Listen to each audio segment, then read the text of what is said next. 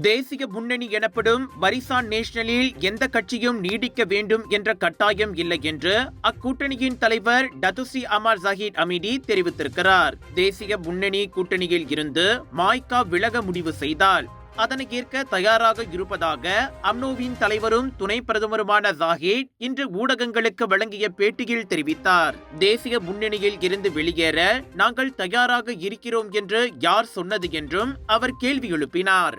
தொடக்கத்தில் தேசிய முன்னணியில் 14 உறுப்பு கட்சிகள் இருந்ததால் அந்த கூட்டணியில் இருந்து ஒரு கட்சி வெளியேற திறந்த மனதுடன் நாங்கள் ஏற்றுக்கொண்டோம். எந்த ஒரு கட்சியும் தேசிய முன்னணியில் இணையவோ அல்லது அந்த கூட்டணியை விட்டு வெளியேறவோ எந்த கட்டாயமும் இல்லை. எந்த அரசியல் கூட்டணியில் சேருவது என்பது குறித்து மாய்கா புத்திசாலித்தனமான முடிவை எடுக்கும் என்று தாம் நம்புவதாக ஆசியான் விளையாட்டு தொழில் கண்காட்சி 2025 தொடக்கி வைத்த பின் ஜாஹிட் அமீடி தெரிவித்தார்.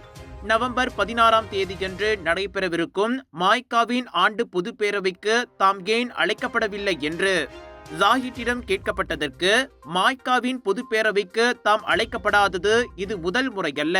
அவர்கள் தங்களது உட்கட்சி பிரச்சனையை தீர்க்க விரும்புகிறார்கள். அதற்கான இடத்தை நாங்கள் அவர்களுக்கு வழங்குகிறோம் என்று அவர் மறுமொழி தெரிவித்தார்.